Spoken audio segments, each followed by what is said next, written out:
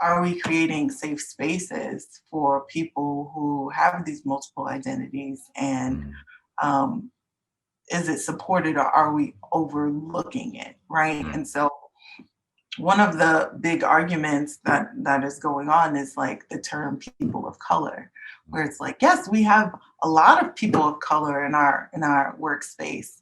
And so does that mean that you have Asian people of multiple ethnicities? I think there's like 25 to 30 ethnic groups, Asian ethnic groups. And yes, they are people of color. But then if you only have one Black person, does that Black person feel included? Is mm, it an inclusive, workspace for that person? Or if we have, a Latina, is she included in that workspace, or mm. does she feel alienated in some way? And so intersectionality and finding the right therapist and feeling safe in therapy do all matter. Mm. Beautiful.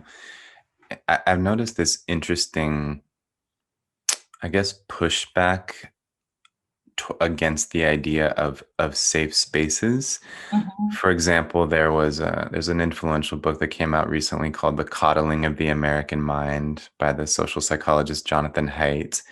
And I read it, and he makes many good points. And I think um, in some cases, people interpret someone challenging their intellectual ideas as being somehow threatening. And so I see the point about how we shouldn't coddle people in terms of challenging them intellectually and things like that.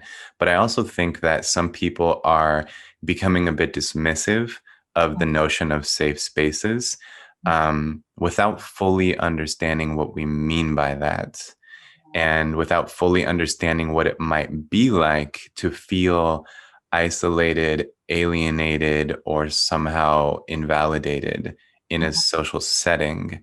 And I think that one of the forms that um, discrimination takes nowadays can be Mhm. described as like discrimination through a thousand condescending cuts, just like Mhm. little tiny things every day that just affect you very negatively. Like some people don't know what it's like to be subtly condescended. Mhm.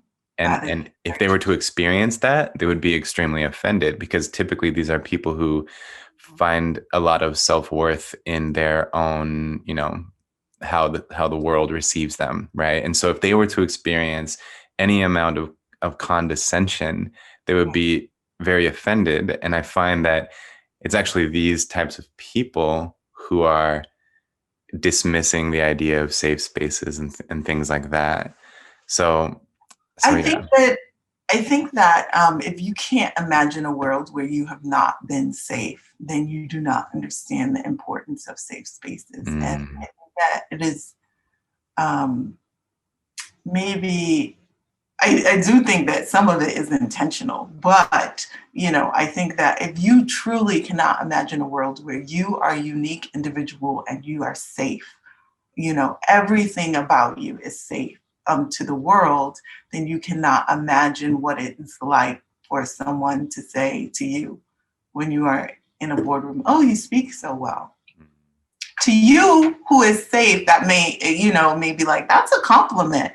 right. And to the person who is, on the outside of that safety is like, well, is it? Why wouldn't I speak well? And what does that mean? And what value are you attributing to someone who speaks well? If I didn't speak well, would that still imply that I was less than? I mean, and so all of these, nuanced conversations, occur that I think people don't understand, even able-bodied people versus people who are differently abled, right? And so it's like, yeah, it's just around the corner, but what does that mean for me, versus what does that mean for someone else? And am I othering them in that statement, simply because I do not know what it is like to be differently abled?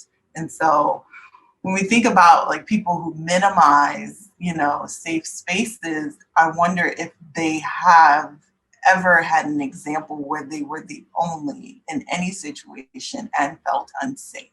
Right. Mhm. Great point.